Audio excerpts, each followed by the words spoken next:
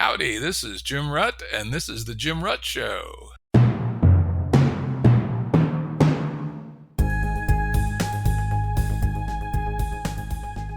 This is a Currents episode. Currents are shorter and less heavily produced than our full-length episodes and generally focus on a single topic.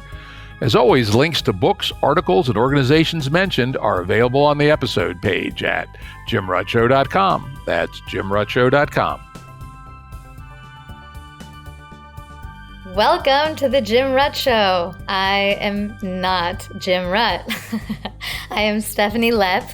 I'm the executive producer at the Center for Humane Technology. I work with Tristan Harris. Some of you may be familiar with us in our work from the Netflix documentary, The Social Dilemma. I have been a guest on the Jim Rutt Show. I came on last May to talk about deepfakes and truth and epistemology and a bunch of good stuff. But this time, I get to play interviewer because Jim just published a piece in Quillette called Musk and Moderation. And so I get to interview you, Jim, about the ideas that you introduced in the piece and just get a bigger picture view on the whole thing and get solution oriented about it. And I guess maybe that's the last piece of intro I'll give is that there have been a gazillion takes on the situation on Elon and Twitter, and most of them are either pro-Elon or anti-Elon or guessing what's going to happen.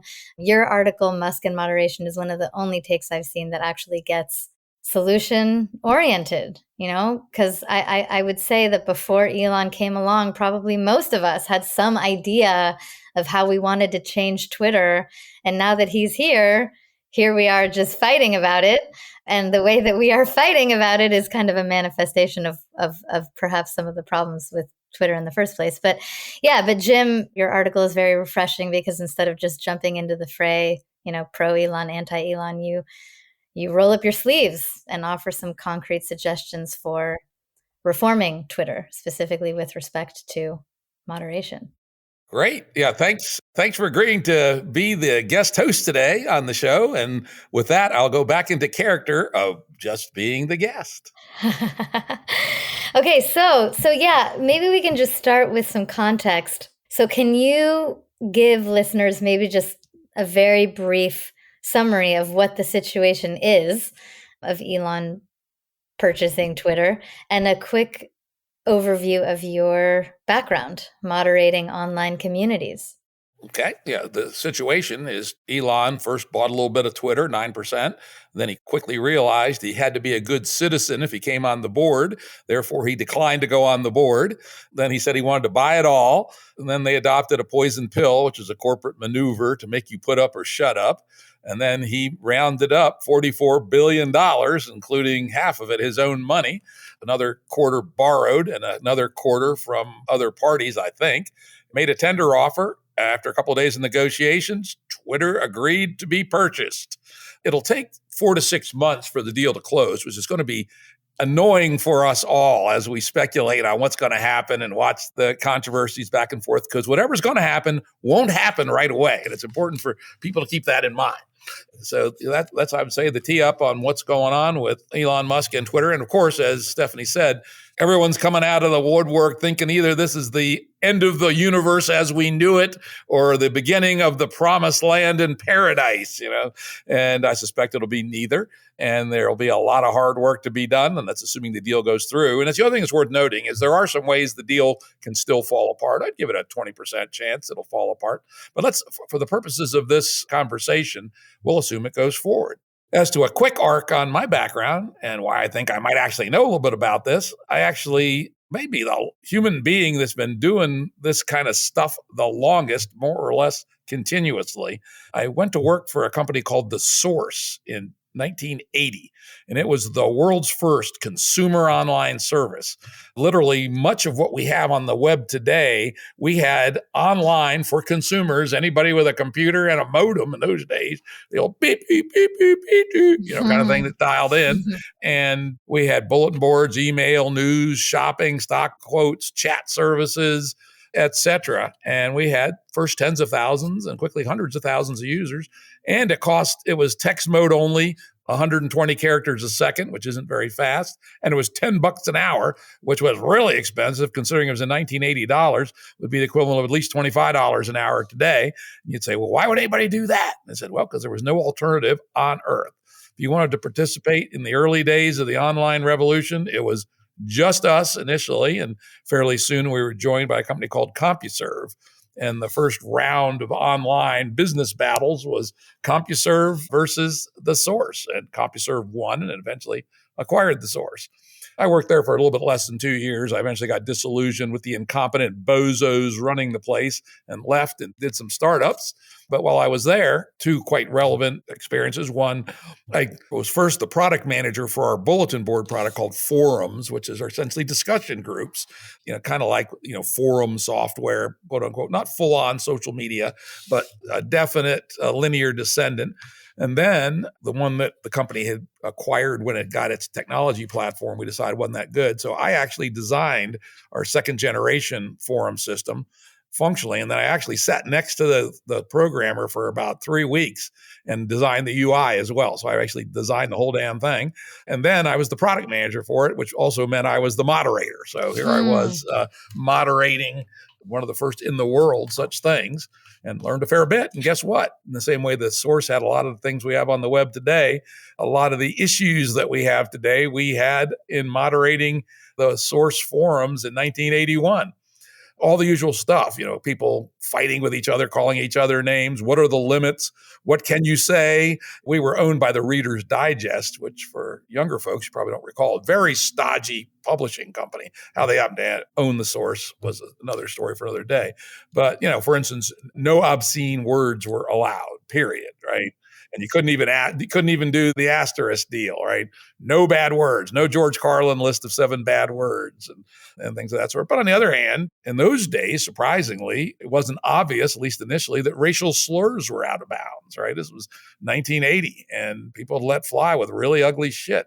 And we had to make some rules. No, you cannot say that. Mm-hmm. Here's 20 slurs that are not allowed in the public places of the source. Now, you could still use them in chat or you could use them in email, but you couldn't use them in the public places of the source. And then a little later, I was co-product manager for one of the very first things that would be recognizable as social media. It was called Participate. And it was a very strange thing. It was over-engineered and overcomplicated and kind of hard for people to understand, but it quickly became one of our top products. And moderation there became much more intense than on the bulletin boards because this was like a branching tree structure of discussions where you could branch off any discussion and then rename it and then continue the discussion. And then even more crazy, the inventor of this thing thought that allowing anonymous users was the way to go. And even though on the source, everybody had a firm identity locked to their credit card, so they had a real identity. When we initially launched Participate, we launched it in 2 flavors, one anonymous and one with people's source identity as their user handle. And as I predicted, the anonymous one became a dumpster fire very, very rapidly. Mm-hmm. And we turned it off after a few weeks. And we continued with the one that was real name only, basically. And it was, there was just all the moderation stuff, but now amped up even higher because of the nature of the topics people were discussing. On our bulletin boards, actually, a lot of the topics were technical. A lot of the reasons people were on these online systems in the early days was to talk about computers, talk about modems, talk about printers, right? And those aren't nearly as controversial as an open-ended conversation platform conceptually like Twitter. Right. Participate was kind of like a early precursor of Twitter. And so, again, saw all this stuff. Subsequently, I've been a member of every online community since then, just about all the big ones, participated in virtual communities, ran a virtual community lab as part of Thomson Technology Group, part of the Thomson Corporation, now Thomson Reuters, where we helped our business units use online community as a product to sell to their professional information communities. And I literally had a 4-person lab that studied that. And what did we find? Moderation was the indispensable ingredient to success. Those business units that just put up an online community for their customers, it never worked. If they had a good moderator, it often worked. That was our number one takeaway. Next step, 1989, I joined the online service called The Well. It's basically been in operation since 85. It had moderation issues at communities and on and on and on, and been a well member ever since, and ended up buying a chunk of the well when all the users got together, or 10 of us got together and bought it. So been dealing with that issue ever since. I was an early Twitter member, an early Facebook member. I'm an admin of 2 Facebookers. So anyway, I got lots and lots of experience and hence lots of opinions. Yeah, sorry for getting carried away and going out a little bit there. No, I mean, you have over, that sounds like 4 decades of pretty relevant. 41 years. Holy shit. Okay, well then, yeah, 41 years both on the management and even development side of things, as well, and moderator side of things, as well as on the user side of things. So with that, yeah, let's go into your piece. So your piece is called Musk and Moderation. It's in Quillette.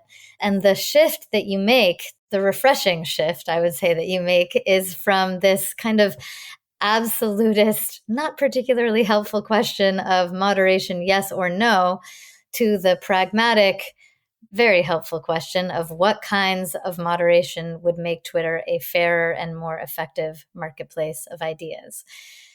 And as you point out, there's kind of this sad irony in that, Musk himself is asking like pragmatic questions of how Twitter should be reformed, but yet he's kind of either like accused of being absolutist or celebrated for being absolutist. But anyways, we're going to go with this question of what kinds of moderation would make Twitter a fairer and more effective marketplace of ideas. Now, that statement in and of itself implies that the goal of Twitter is to be a fair and effective marketplace of ideas. But putting aside the question of whether that is or should be the goal, or how we would know that we've achieved that goal, we'll come back to those questions in a bit. Let's just put those aside for the moment and just ask the follow-up question, which is, what are the different kinds of moderation, just to start out? So you lay out a typology. And so starting at the top of your typology of decorum moderation versus content moderation, and then within content moderation, there's non-point of view and point of view. Don't worry, listeners, we're going to get into all of it. But just starting up top, what is decorum moderation and what are some examples of it? Decorum moderation could also be called behavior. How do we act with respect to each other, irrespective of what we're trying to say? So think about it as the container and the payload, the cup and the coffee, right? So decorum is about what is the nature of the cup. The coffee is what is it you're trying to communicate. And examples of bad decorum, which many systems will moderate, some won't, are personal attacks, racial slurs, extreme ugly wishes. I used an example the other day. 2 people are arguing over sports teams and they get mad at each other. And one of them says, "I hope your house burns down and you and your kids die," right? Oh, God. That is an example, not content really, but it's very bad decorum. Uh-huh. And the other point I like to make about decorum is that it can vary by site. We should not necessarily expect every site in the world to have the same decorum. In the same way, we don't expect manners to be the same in the face-to-face world. And manners in face-to-face, very similar to my concept of decorum online. The example I used in the essay is someone might be out with their friends having drinks and providing all the gory details of the most recent dating debacle, and probably not do that at their grandma's Sunday dinner table that weekend. Right. So different things, and bring it back to online. Disney, aiming, say, for 8 to 14-year-olds, 12-year-olds, might have very different decorum rules and expectations than something like Twitter, which is aimed more at an adult and quasi-professional environment. So that's the idea of decorum. And in my years of experience, the idea of running a online community, particularly a broad one, without well-articulated, clear, enforced decorum moderations is a prescription for disaster. It goes to shit every time and pretty quickly. Yes. Great. Okay. So decorum is the online kind of equivalent to manners offline. Now, what is content moderation as opposed to decorum? And then what are some examples of, let's start with non-point of view content moderation. Yeah. And I will say this distinction is a little artificial and the lines aren't crisp between the 2 kinds of content. So forgive me for that, but it's a place to start at least. And so Content, again, is the payload, what you are trying to say. What, like, I said, I like the Washington Redskins, football team. That would be content, right? Mm-hmm. If I said it, and fuck you if you don't like them, that would be decorum. Decorum. As a quick example. And so anything that is the substance of the message, or the message rather than the medium, it might be another way to talk about it in some sense. And again, this isn't crisp, but that's the sense. Now into this next distinction between inherently dangerous content and point of view content. This is, again, not black and white, but I think there's relative clarity on it. Let's start with the inherently dangerous category, or inherently bad. And I would include things like doxing, Mm-hmm. and other obvious invasions of privacy, Mm-hmm. advocacy of violence, advocacy of serious crimes. And people say, why do you qualify that with serious? And I say, personally, I would not want to moderate out people's right to talk about civil disobedience, going out and having a demonstration without a permit, or throwing eggs at the cops or something.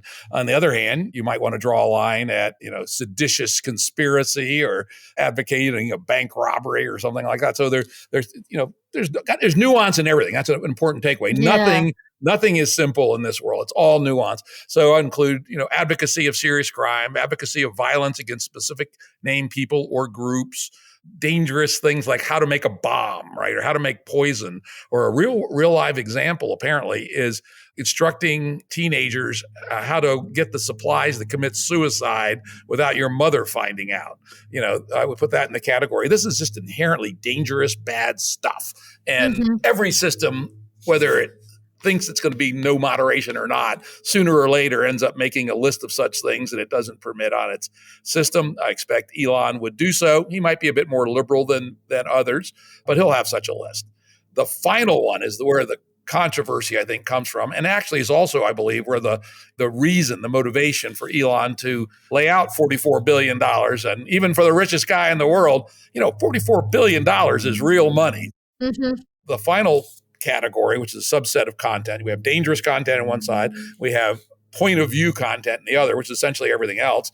It's where you're trying to say something and you have a perspective. You have something you're trying to communicate.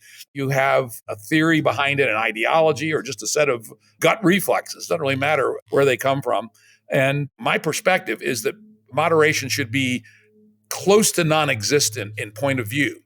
We should not be making decisions about what is online in the public square based on the point of view. And so what is an example of point of view? One of the examples I give in the paper is QAnon, right? And I'm first to admit, bunch of idiots. I think the chances of their ideas being true are exceedingly small. The only reason I say exceedingly small is I tend to be an agnostic type person rather than an atheistic type person. And yet they were banned in a coordinated campaign by Facebook, Twitter, YouTube, and several others. And I think I would disagree with that, because that's a point of view. It may be a stupid point of view and a bad point of view, but it's a point of view. And I also laid out 3 examples that I find to be wrong and bad, which people will laugh at or get mad about, which are Christianity, astrology, and Marxist-Leninism. I think they're bad, and I could make arguments at least 2 of them are as bad or worse than QAnon. And yet I think it would be very inappropriate for me to ban those topics from Twitter, shall we say. And in the same sense, I think it's wrong that Twitter should ban QAnon, because who are they to decide on what point of views should exist in the world, so long as they're presented decorously, without personal attack, without doxing, without coordinated bad behavior like trying to mob people and harass them and those kinds of things. So that's I think the key move here is, let's ignore the dangerous content category and compare decorum to point of view when it comes to moderation. I would argue, if I were taking over Twitter, is I would actually strengthen the decorum moderation. I read the guidelines on decorum that you could allocate to decorum in the Twitter rules. They're pretty skimpy, frankly. And is one of the reasons, in retrospect, why Twitter is considered such a hellhole by a lot of people. Is it called decorum, or what is it called? Or do you just identify what you consider to be? Okay. I could go through their list, and I don't have it in front of me. I go through their list and say, yeah, this is decorum. That's not decorum. Okay, got it. Okay. That's why they need more decorum and less point of view stuff, and they should be more explicit about the dangerous stuff. It's kind of vague. You mean the doxing? Yeah, that kind The of stuff. non-point of view content. Non-point of view content. So that's Got my it. take on that. And I'll give you my thoughts on why, right? Because this is kind of controversial. Well, before we go, let me just kind of, so that listeners can kind of, if you can just, listeners, imagine a tree. It's like you have moderation at the top, 2 categories. There's decorum, and then there's content. And then within content, it splits into non-point of view, which is where all the dangerous stuff, as Jim calls it, doxing. And then there's point of view content moderation, which is where we get into fraught territory. Okay, so now that listeners have that image in their minds, go on, Jim. What's your case? Okay, here's my case. And this is where, people tend to jerk back and they say, are you serious? You'd let QAnon back on? And I'd say, or you'd let Trump back on? Or neo-Nazis? And I'd say, yep. But first, before I let them on, I would tighten up decorum a lot. Mm-hmm. And Trump, I imagine, would trip himself up over the decorum rules pretty quick. We'd show him to the door. And if he doesn't, oh, well, he has a point of view. So you say, why would you let what you think are bad ideas into the marketplace of ideas? And this is really, really important, is that nobody can know what ideas might be useful at some time to the human race. Or certainly nobody has the judgment to be able to make that call. And if we look at history, people are always trying to squelch the ideas at the edge. And I call it the green sprouts issue. At the edge of our farm field, there's always some little green sprouts. Most of them are worthless in the same way that most fringe ideas are worthless. And this is a really important analogy. Just talking to an evolutionary theorist on Wednesday about this, and he confirmed that more than 99% of mutations in biology are bad for the offspring and don't make them more fit.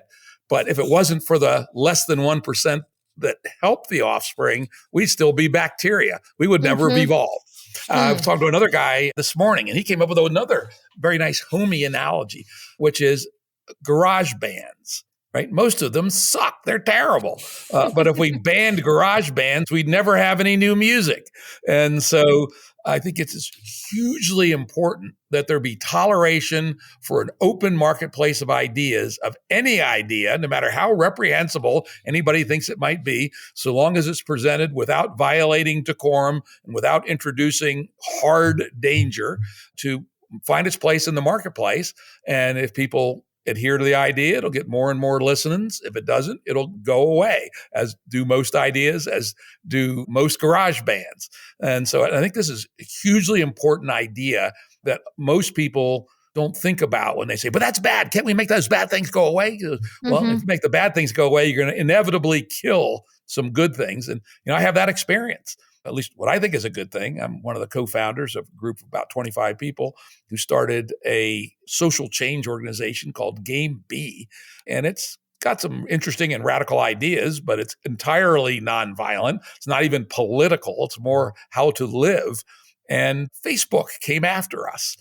We still don't know why. My guess is their algorithms somehow thought we looked a little bit like QAnon, even though our content is nothing like QAnon. But for some reason, they came after us and tried to kill us. And permanent, lifetime bans with no explanation. The classic Facebook Kafkaesque Orwellian method of enforcement.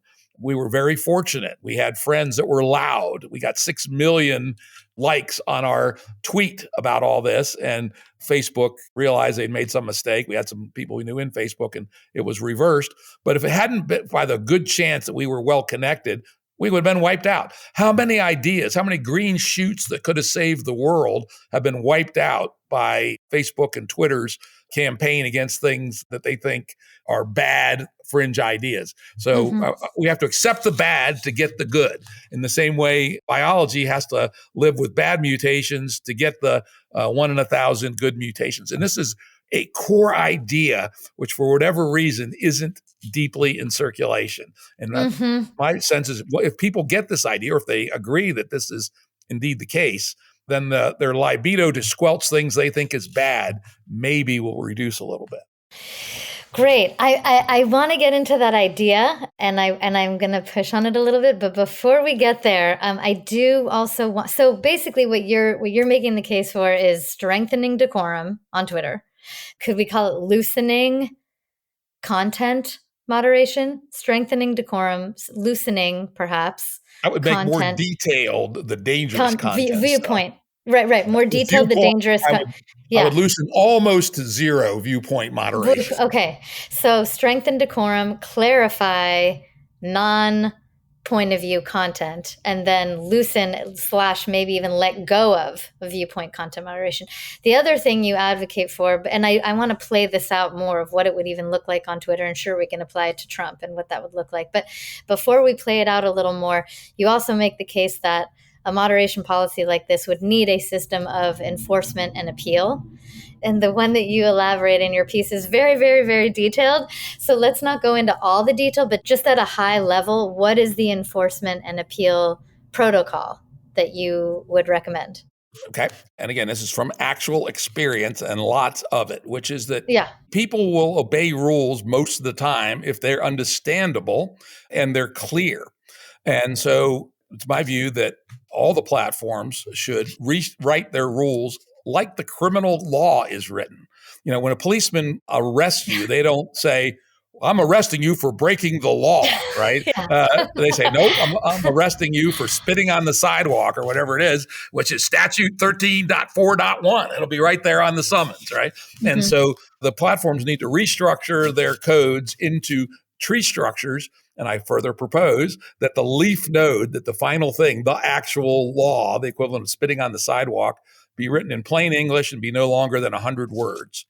Further, whenever they moderate somebody or discipline them, they must take the actual artifact, that the post that was in question, or multiple posts, if it's a pattern kind of thing, and they must say, this is the statute, Right. 13.4.1. This is what you did, right? Mm-hmm. And they don't do that. They just give you this, you violated our terms of service. You go, well, that's real helpful, right? Could have been anything. So that's reform number one. Number two, inevitably in this day and age, at the scale these things are operated on, some percentage of these are going to have to be algorithmic. I don't like that. I wish it wasn't so. But at the economic density of Twitter, they're going to have some of it be algorithmic. But people should be able to appeal to a human for a quick review, 5 minutes, last 1 minute. And that review should happen in 24 hours. The other thing is just horrible. If they do have an appeals process, it can take a month on Facebook in particular. I've never had to appeal anything on Twitter, so I don't know. But it could take weeks to a month, which is totally unacceptable in a real-time flow of conversation.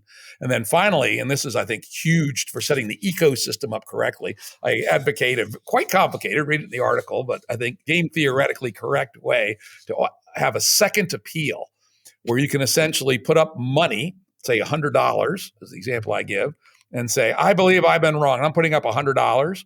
And it then goes to arbitration by a professional arbitrator from the American Arbitration Association, that I recommend. I've actually used those people to arbitrate mass claims in cyber squatting around domain names, and it worked really well. They're really professional. And if the arbitrator, who is a professional who does arbitration for a living, looks at what you posted, looks at the statute you supposedly broke, 13.4.1, spitting on the sidewalk, if they find against you, you lose your $100.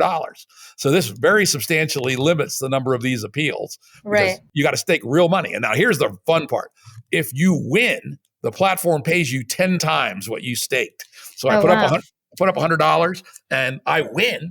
Facebook or Twitter pays me $1,000. And oh, by the way, this is, I think, radical, maybe a little excessive. I propose in the paper that you can stake up to $1 million. Oh my God. So I think I'm right. I'm putting up $1 million. I win, I get 10 million, right? And then and what does that do? Think about this from a game theoretical economist mind perspective. It means that Facebook or Twitter has to be right 90% of the time. If they are right 91% of the time, they'll actually make money off this thing, right? Because they'll pay off 10 to 1 when they lose, but they'll take the pot the 91% of the time that they're right. So they will actually make money on these cases. Yeah. And that produces a game theoretic pressure to make them be right about 90% of the time. No, it's nice. You reverse engineered from the goal. The goal is Twitter should be right 90% of the time. So how do we set up the incentives so that that's the case. That's the case. And then a final thing to answer the objection, which is a very good objection, which is, a lot of people can't afford $100 to defend their rights. So I propose there be a market in these appeals, just as there is for Right. personal injury law cases, where you'd post your claim. Here's my post. Here's the rule I supposedly broke. I'm looking for people to back my appeal. Mhm. And anyone who sees this in this marketplace reads it and says, that looks like bullshit to me. I'll put some money behind that. And that goes into the pot. And then when the thing's adjudicated, the third party staker, the person who saw it on the market, gets 80% of the win. The person whose appeal it is gets 20%. So they actually make money without putting any money up. I And love how elaborate this is. And then if they lose their appeal, then the third party backer loses their money. So everyone's got skin in the game at $100 minimum. It keeps the nuisance claims out. It allows even a dirt poor person without two nickels to rub together to have justice if other people agree that they've been wronged. And it basically forces the platform to be right 90% of the time or lose their lunch. Okay, so let's play this out. So let's take this. We're strengthening decorum. We're clarifying non-viewpoint content moderation. We're either loosening or just letting go entirely of viewpoint content moderation. We have this kind of gamified, skin in the game enforcement and appeal protocol. So let's actually apply this to Trump. Let's do it. Yeah. So we let Trump back in, and he inevitably breaks decorum. What happens? Okay, so he breaks. Let's say we have a decorum misgendering as a rule. That's the equivalent of a racial slur or other thing that polite people don't do with each other. And Trump, just because he's Trump, decides he's going to misgender a trans news person who had asked him an embarrassing question.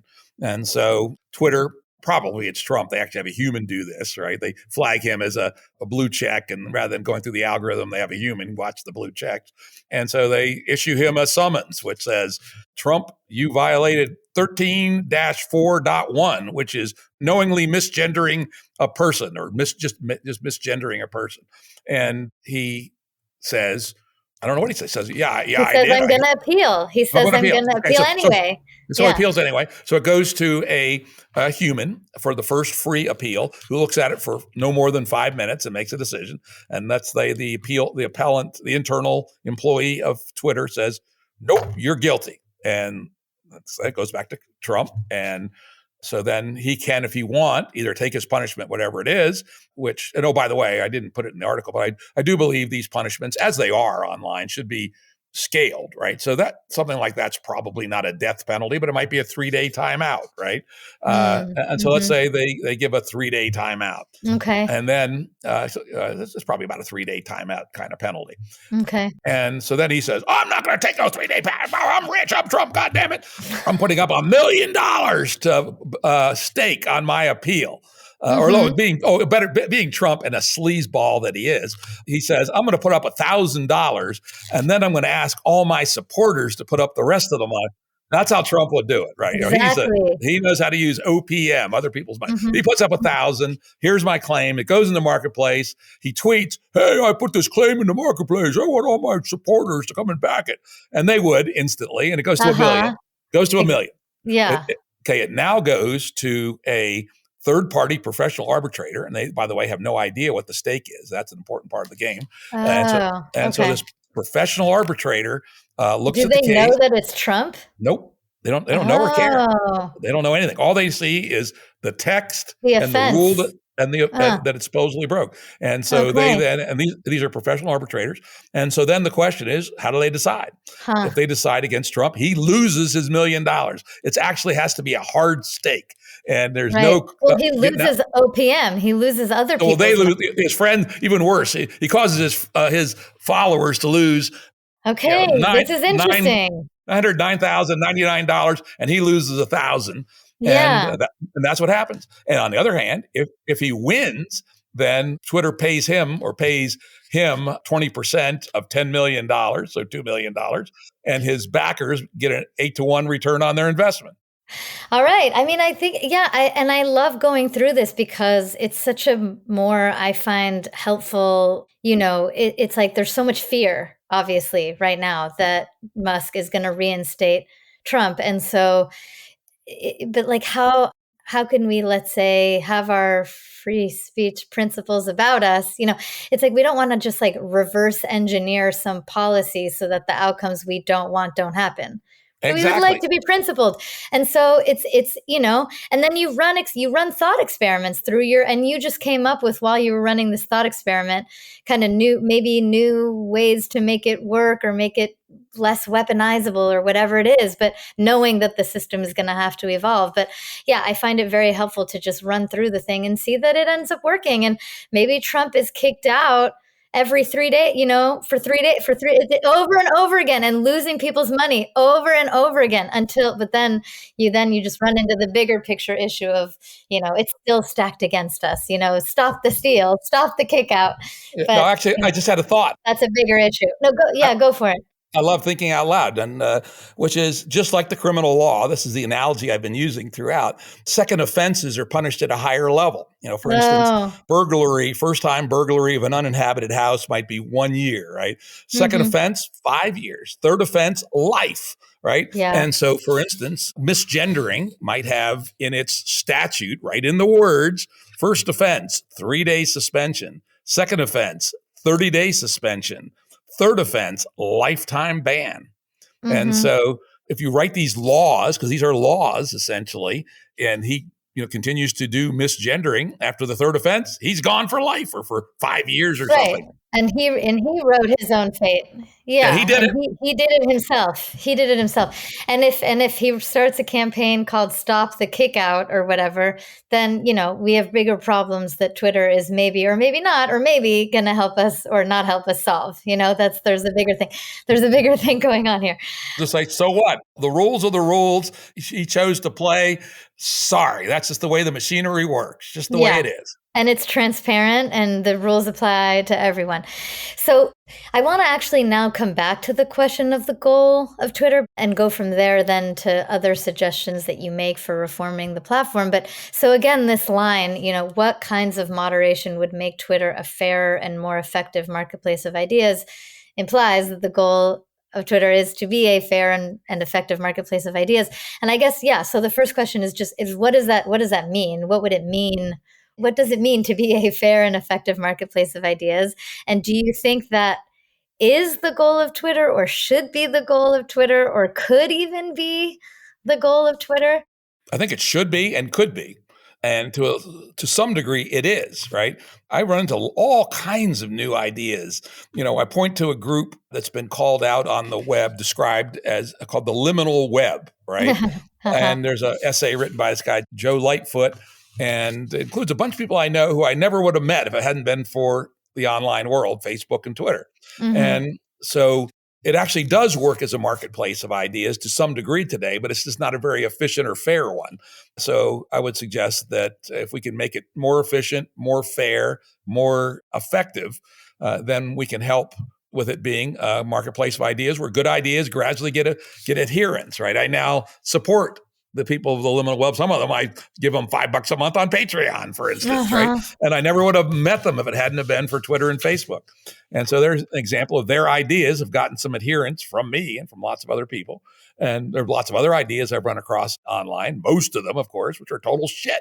And, Yeah. I never want to hear from those people again. And if they are too insistent, I'll block them. So that's the idea of a marketplace of ideas. Now, of course, there are other issues that I didn't get into in the article, but I actually did have in the original draft, the article, damn editors, cut it, which was we do have to do something about helping bring light to what statements are true versus what statements are false. Mm-hmm. And this is a very fraught and difficult issue. And I don't claim to have even come close to solving entirely, but I did throw out a couple of loose ideas, which is to add another dimension. When you put a post on Twitter, make a tweet, then there's comments, right? And that's one dimension, which is engaging with the substance of your tweet. I would suggest add another dimension, which is pointers to evidence. And anybody on Twitter would be able to essentially put a URL in that is a commentary on the claims in the tweet, and that people could then vote on those links as whether they are useful support or whether they point towards the tweet being factual True or or not not true? Yeah. factual.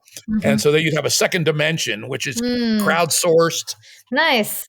It's very pointers to post-normal science, third parties, right? citizen And science. and Yeah. it's a separate dimension. You got comments Yeah. here, and you got Great. pointers to support there. And I don't know if that's enough. I don't think it's the best idea, but I think it's a Yeah. start. And we need to No, I do other think it's things. interesting. Because right now there's no like likes or retweet. There's no qualification of it's just activity. Whereas if you were to be able to actually kind of qualify activity or qualify our response to something as to whether that you think it's factual or you think it's not factual, I think that would be helpful. But just to return to the question of the goal, I want to stay here for a moment because part of why, I don't think Twitter was necessarily built to for this goal, let's say, to be a fair and effective marketplace of ideas, which doesn't mean that it isn't that in some ways, or that it can't become more that, but it wasn't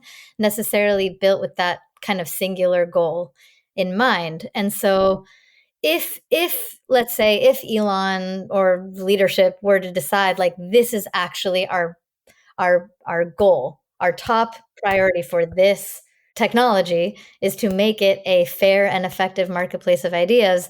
The next question I would ask you is what are indicators? What are metrics that to you would indicate that the platform is becoming a more fair and effective marketplace of ideas? And I would say just the last thing I'll add to the question is right now the marketplace Twitter is arguably, what is it, like outrage fueled Tower of Babel? Like there are some marketplaces in there, but it's, just like insert what we know from the social dilemma.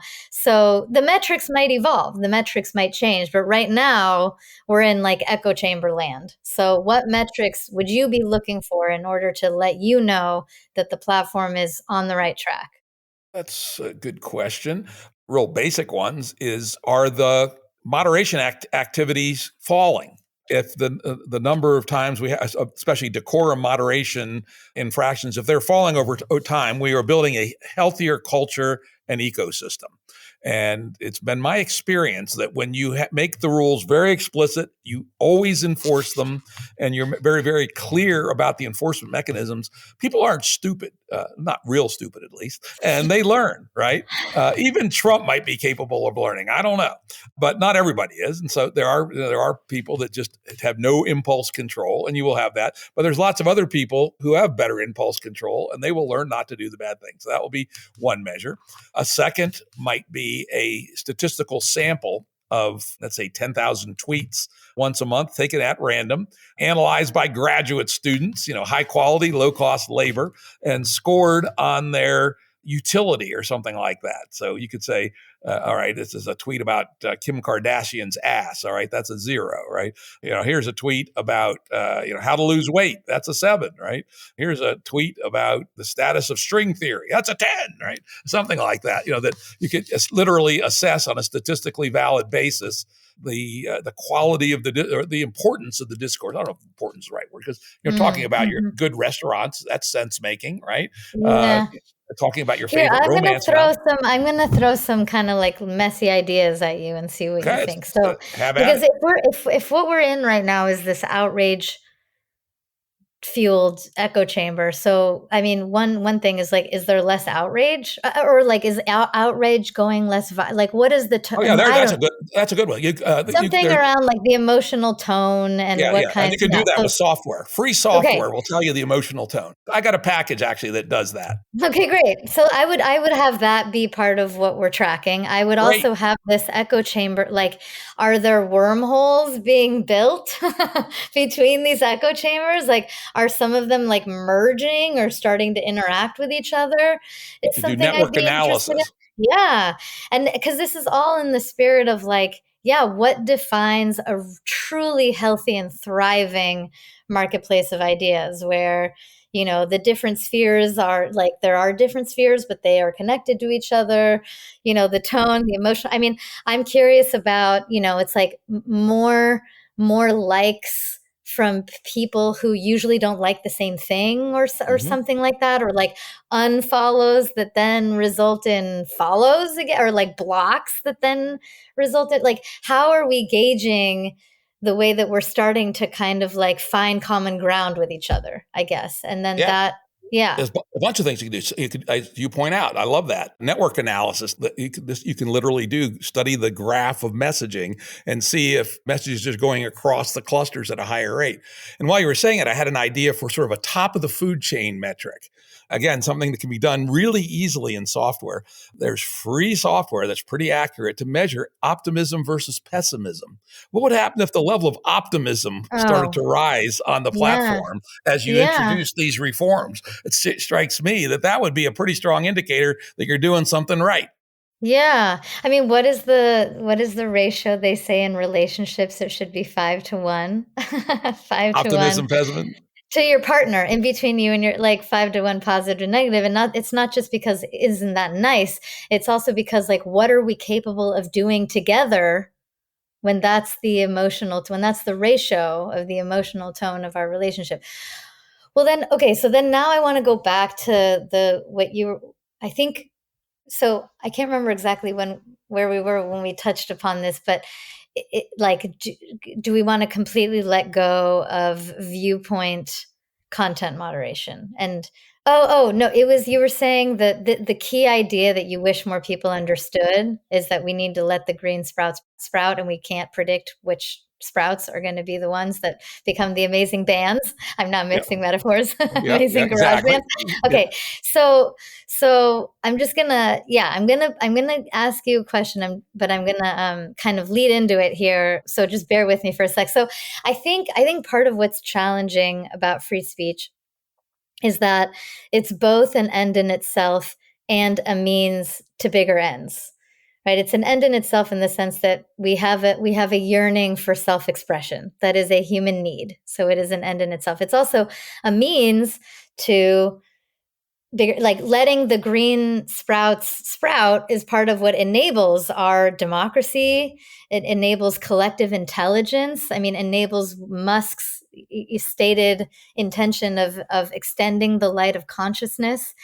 But in order for freedom of expression to be a means to these bigger ends, in order for, let's say, more speech to be a remedy for bad speech, we actually do need a healthy marketplace of ideas. Twitter is not right now a healthy marketplace of ideas, right? It's this Tower of Babel situation. So that means, I wonder if that means that we might have to give ourselves training wheels, we can call them. Like, we might have to have heavier moderation right now until these metrics of emotion and the social graph and whatever show us that we can, like, let those training wheels go. And so we might have to use tactics that we don't like to change the circumstances in order to not have to use those tactics anymore, right? And in order to kind of alleviate, I would say, the tension between free speech as an end in itself and free speech as a means to bigger ends. So the question for you is, given the Tower of Babel situation that we are in, might it be the case that we do need stricter moderation and maybe even viewpoint, like, content moderation, in order to transform the tower into a marketplace of ideas, move it in that direction so that we can actually be ready for less strict and maybe no viewpoint content moderation? Let me ponder that for a second. I think I would start with increasing the strength and the clarity and the enforcement on decorum. Because when I think about what goes wrong on Twitter, it's mostly not because people's ideas are so heinous, though sometimes people show up with heinous ideas. It's mostly because they start yelling at each other and interpersonal problems rather than substantive problems. And so I would say, again, based on my relatively broad experience on Twitter, though mine's somewhat idiosyncratic, because oddly enough, my Twitter, people don't talk about team blue, team red politics very much. They talk about regenerative agriculture, permaculture. You're in a nice little secluded little marketplace Science, within the Tower of Babel. hardcore science, and there's a little bit of that. But even when I go out and, I do rattle around a little bit, especially during political season, again, it's not generally that for instance, Hillary versus Trump's kind of a bad example, but let's say Bernie versus Hillary. Okay, that got really, really ugly in 2016. I mean, people were yelling at each other and stomping off and making accusations, doxing, doing all the bad decorum ideas. And so the conversation ended up, tribalizing people who were actually fairly close, in terms of their content. And I would suggest that's a perfect example of where decorum moderation would have made a huge difference.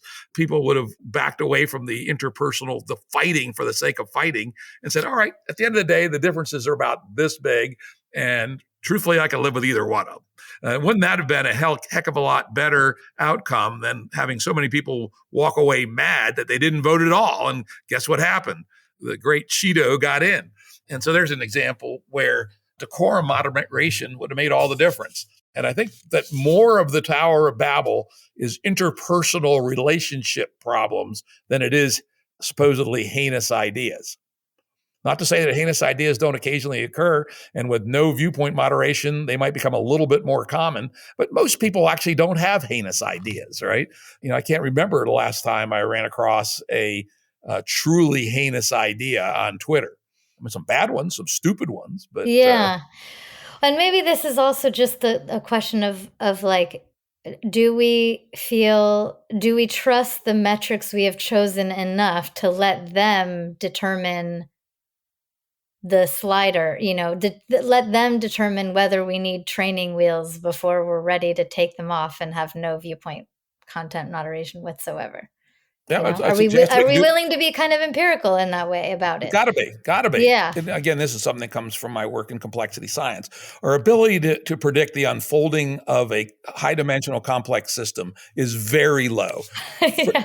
Fairly soon, you just don't know what the hell will happen, right? Yeah. So you have to be empirical. You have to do what we call probes on the system, right? Let's say Elon Musk hires Jim Rutt and 5 of his friends to rewrite the moderation rules. Damn good idea, by the way, Elon.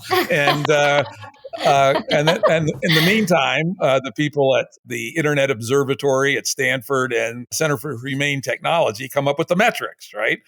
And we put them both into place at the same time. Actually, to do it right scientifically, we run it for 90 days without any change to moderation, and you get your metrics. Then we introduce the new moderation system, and we let it run for another 90 days, and we see if the metrics improve. If we do, we go, we're on the right path. Exactly. Great. Love it. But then we have the smart people of both teams get together and say, okay, our metrics are going up, but maybe if we tweak moderation in this way, it will go up a little faster. So we say, all right, instead of being 10-1 on the top level second appeal, we reduce that to 5-1 because it appears there's some ways to game the system when it's 10-1. So we change 10-1 to 5-1, wait 90 days, see if that improved the metrics, some specific metrics that we're looking at. And if it does, we go, that was good. If it goes the other way, we go, oops, we probably made a mistake. Let's pick it back up to 10. So this is what I call in the game B world, theory, practice, theory loop. Right? Yeah, coevolution between theory and practice. Yeah. Absolutely indispensable when dealing with complex systems. And by the way, this is an important point to make. One of my concerns about Elon, even though I'm mostly optimistic about him, is the worlds he's worked in and been so unbelievably successful have been what are called the complicated domains. And the distinction between complicated and complex is important. And here's how an easy way to know the difference. In the complicated domain, you can take something apart and put it back together again, and it'll still work. You could take your car apart all the way down to its pieces, put it back together again, and it would still be your car and it would still work, assuming your mechanic was actually competent.